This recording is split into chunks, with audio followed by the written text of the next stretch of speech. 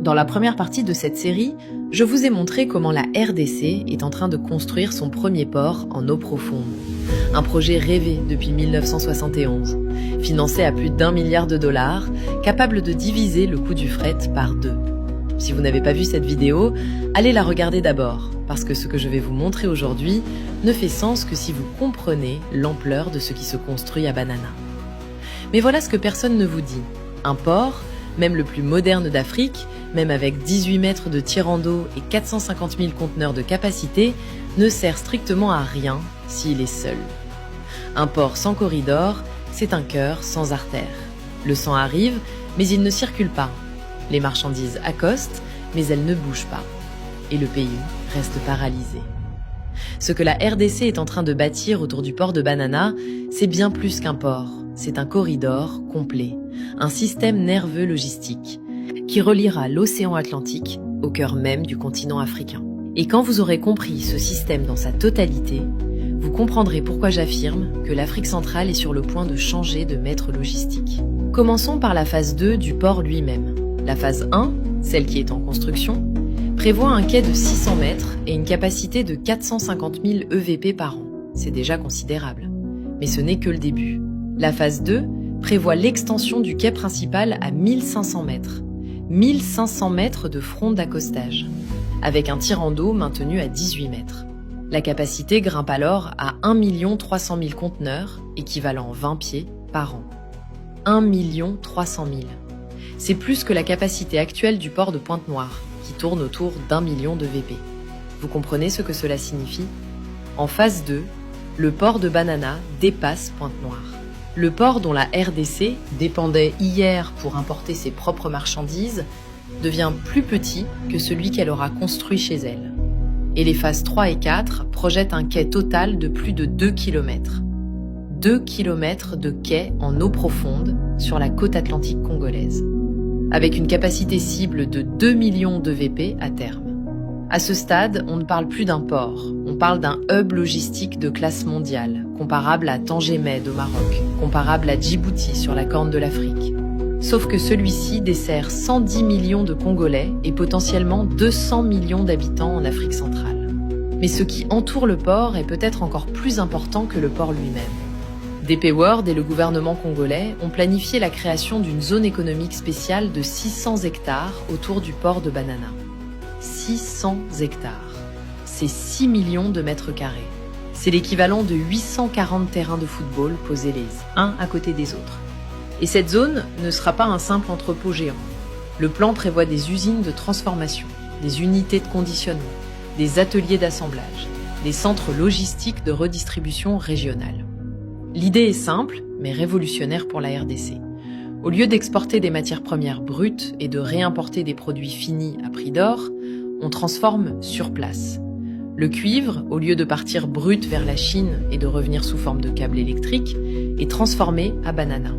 Le bois, au lieu d'être expédié en grumes vers l'Europe, est découpé, traité, conditionné sur place. Le cacao, le café, les produits agricoles du Congo central sont emballés et exportés directement depuis la zone. C'est le passage d'une économie extractive à une économie de transformation. Et c'est exactement ce que chaque économiste sérieux répète depuis des décennies. L'Afrique ne s'enrichira jamais en exportant ses matières premières brutes. La richesse est dans la transformation. Et la zone économique spéciale de Banana est conçue pour cela.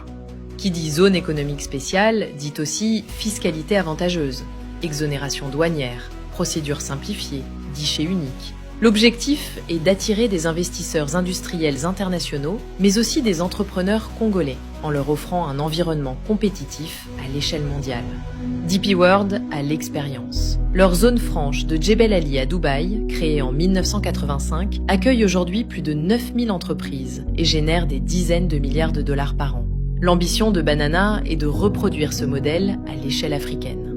Maintenant, parlons de l'artère qui va tout connecter. Un port en eau profonde à Banana et une zone économique spéciale, c'est magnifique. Mais si les marchandises mettent 3 semaines pour atteindre Kinshasa sur des routes défoncées, tout l'avantage disparaît. Et aujourd'hui, la réalité est brutale. La route nationale numéro 1, censée relier Matadi à Kinshasa sur 365 km, est dans un état que tout Congolais connaît. Camions embourbés pendant des jours, ponts fragilisés, tronçons entiers impraticables en saison des pluies.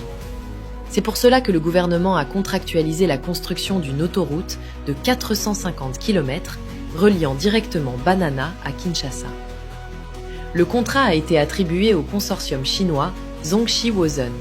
Le montant estimé, plusieurs milliards de dollars. Ce sera la première autoroute moderne de cette envergure en RDC. 450 km. Pour vous donner une idée, c'est la distance entre Lyon et Paris. Sauf qu'ici, cette autoroute ne relie pas deux villes. Elle relie un port océanique de classe mondiale à une capitale de 17 millions d'habitants. C'est l'artère aorte de la nouvelle économie congolaise. Et ce n'est pas tout. Le plan logistique global prévoit également la réhabilitation de 3300 km de la route nationale numéro 1 dans son ensemble, de Banana jusqu'à Lubumbashi, en passant par Kinshasa, Kananga et Mbuji-Mayi. 3300 km, c'est la colonne vertébrale du pays. Il y a aussi le projet de liaison ferroviaire entre Banana et Matadi, un chemin de fer moderne capable de transporter des conteneurs directement du port vers l'intérieur. Et une ligne à haute tension depuis le barrage d'Inga, situé à 200 km en amont sur le fleuve Congo, jusqu'au port de Banana. Parce qu'un port de cette taille consomme une quantité colossale d'énergie. Et la RDC possède avec Inga le plus grand potentiel hydroélectrique d'Afrique. 44 000 MW de capacité théorique. Connecter Inga à Banana, c'est alimenter le port avec une énergie propre, locale et souveraine. Vous voyez le tableau qui se dessine ? Ce n'est pas un port, c'est un écosystème. Mais maintenant, zoomons encore plus loin, parce que le corridor de Banana ne s'arrête pas aux frontières de la RDC. Vous avez certainement entendu parler du corridor de Lobito. Ce projet massif, soutenu par les États-Unis, l'Union européenne et le G7, qui vise à relier le port de Lobito en Angola à la Zambie et à la RDC par une voie ferrée modernisée. Le montant total des investissements annoncés dépasse les 5 milliards de dollars. L'objectif ? Créer une route d'exportation pour les minerais critiques de la ceinture de cuivre. Le cobalt congolais, le cuivre zambien, le lithium, le manganèse. Tous ces métaux dont le monde a désespérément besoin pour la transition énergétique. Et devinez où le corridor de Lobito débouche naturellement quand on regarde la carte côté RDC, vers le sud du Congo central, vers la côte atlantique congolaise, vers Banana. Le port de Banana et le corridor de Lobito ne sont pas des projets concurrents, ce sont des projets complémentaires. Le corridor amène les minerais du Katanga et du Lualaba vers l'ouest, le port de Banana les expédie vers le monde, la zone économique spéciale les transforme avant qu'ils ne partent. C'est un système intégré, et quand il sera opérationnel, la RDC ne sera plus seulement un pays minier, elle sera une plateforme logistique continentale. Et c'est ici que la géopolitique devient passionnante. Aujourd'hui, les 3 grands ports de référence en Afrique subsaharienne pour le commerce international sont Pointe-Noire, au Congo-Brazzaville, Dar es Salaam, en Tanzanie, et Mombasa, au Kenya. Chacun de ces ports joue un rôle stratégique pour les pays enclavés ou sous-équipés de la région. Pointe-Noire, géré par le groupe Bolloré puis repris par MSC, traite environ 1 million de VP par an. C'est le port par lequel la RDC a fait transiter l'essentiel de ses importations pendant des décennies. Avec les surcoûts que je vous ai détaillés dans la première vidéo. Dar es Salaam, le plus grand port d'Afrique de l'Est, dessert la Tanzanie, le Burundi, le Rwanda, l'Ouganda et l'Est de la RDC. Capacité d'environ 1 400 000 EVP après les extensions récentes. Mais l'engorgement chronique et les délais de dédouanement restent un problème majeur.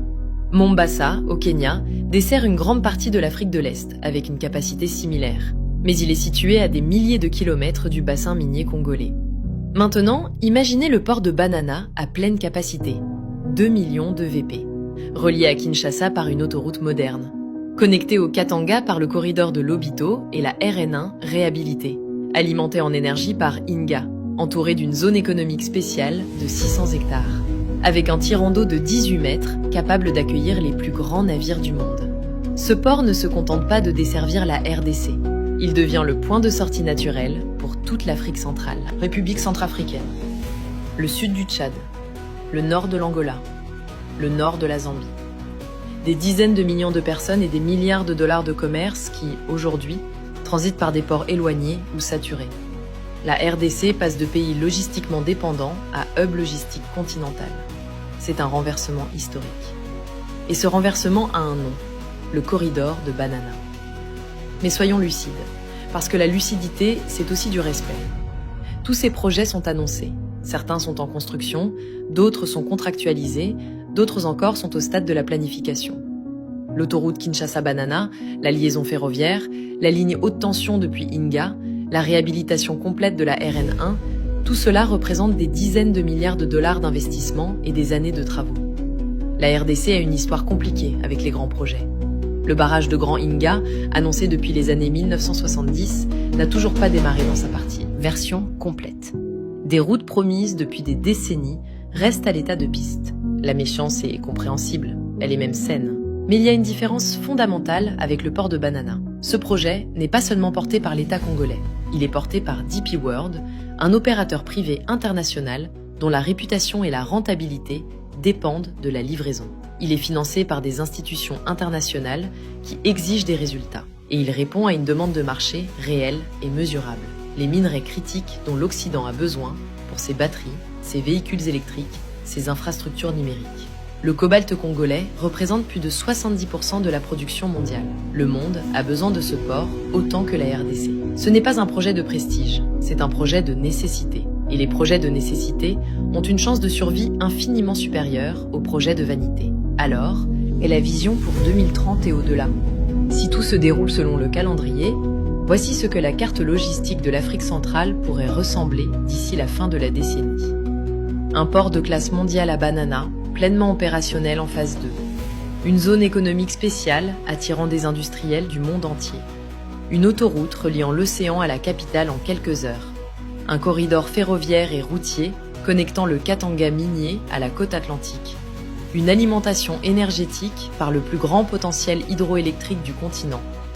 Et une RDC repositionnée, non plus comme un géant endormi, mais comme le cœur battant de la logistique africaine. 110 millions d'habitants, 2,3 millions de kilomètres carrés, plus de la moitié des réserves mondiales de cobalt, des forêts équatoriales qui sont le deuxième poumon vert de la planète, des terres arables parmi les plus fertiles d'Afrique, et bientôt, un accès direct, souverain, à l'océan Atlantique par un port en eau profonde de 2 millions de conteneurs. La question n'est pas de savoir si la RDC a le potentiel est obscène. La question est de savoir si cette génération, celle qui est au pouvoir aujourd'hui, celle qui regarde cette vidéo aujourd'hui, aura le courage, la discipline et la vision de transformer ce potentiel en réalité. Dites-moi en commentaire. Selon vous, le corridor de Banana sera-t-il achevé d'ici 2030 ou faudra-t-il une décennie de plus? Et quel est le maillon le plus critique? Le port? L'autoroute? L'énergie? Je veux votre analyse. Parce que cette communauté n'est pas une audience passive. Vous êtes parmi les personnes les plus informées sur l'Afrique francophone. Et vos commentaires le prouvent chaque jour. Si vous êtes congolais, partagez cette vidéo. Partagez-la avec votre famille, avec vos amis, avec tous ceux qui pensent encore que rien ne bouge au Congo. Montrez-leur que quelque chose de monumental est en construction et que le monde entier regarde. Si vous êtes d'un autre pays d'Afrique, dites-le aussi. Dites-moi depuis quel pays vous nous regardez. Parce que ce qui se passe à Banana ne concerne pas que la RDC, cela concerne tout le continent. Quand un pays de 110 millions d'habitants brise ses chaînes logistiques, c'est toute la région qui en profite. Abonnez-vous à cette chaîne, activez la cloche de notification. Et si cette vidéo vous a appris quelque chose, mettez un pouce bleu. Ce geste simple, il aide l'algorithme à montrer cette vidéo à d'autres personnes qui ont besoin de la voir. Le Congo ne demande pas la permission, il construit. Et cette fois, il construit depuis la mer.